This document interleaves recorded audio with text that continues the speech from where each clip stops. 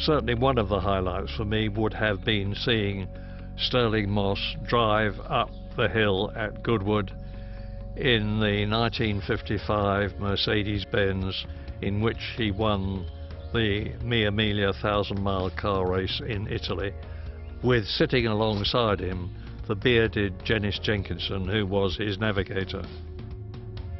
Certainly one of the highlights for me would have been seeing Stirling Moss drive up the hill at Goodwood in the 1955 Mercedes-Benz in which he won the Mia Miglia 1,000-mile car race in Italy, with sitting alongside him the bearded Janice Jenkinson, who was his navigator. Got to reunite myself with the car that I crossed the line in Suzuka. And Frank was there, and all my mechanics were there, and some of my engineers were there. So to get back in my car for the first time since after becoming world champion was a very, very special moment for me. A great moment was when Jackie Stewart drove his late great friend Jimmy Clark's Indianapolis winning Lotus here from the Indy Museum. Jackie actually showed remarkable feeling for his lost friend and rival, in that completely off his own bat he had a Jim Clark dark blue crash helmet prepared for him, and he wore that weekend when he drove the Indy winning car. And to see the second of the wee Scots going up in that fantastic classic was quite something.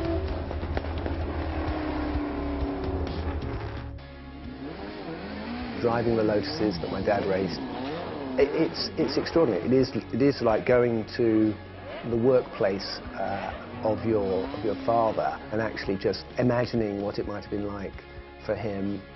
So there's a huge historical connection with just these machines. They're not completely inanimate. You kind of get the sense that they have a soul there somewhere. I'm afraid there's a slightly sort of sad side to things, in that perhaps the most important thing to me about Goodwood is that my late son drove a Surtees car, a car that I'd won the Japanese Grand Prix in and the Imola Gold Cup with, a Formula 2 Surtees car, for the only time in the event 1 week before he was unfortunately killed at Brands Hatch. And so that was very special, because he so enjoyed himself, and he didn't know it, but we left a data machine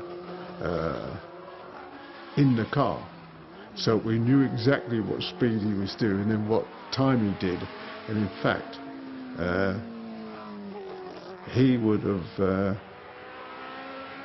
been in amongst the Formula Ones on their time, so that's special, and I think of that because that beam he had on his face when he came down is very special to me.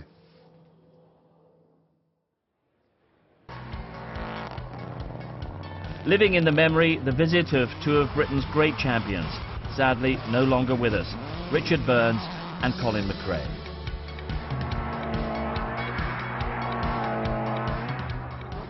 The time I think was good enough. 52.5. And here's Colin as well. What was his? 54.01. Oh, is there 1.6 to be taken off that? Had a big breakfast this morning. He's going to have a bigger night tonight to make sure he's not faster tomorrow. Well, exactly. Both coming to the ball this evening? Yep. Certainly. Be training there, will you? Normal rally training. It'll reflect in the times tomorrow morning, I'm sure.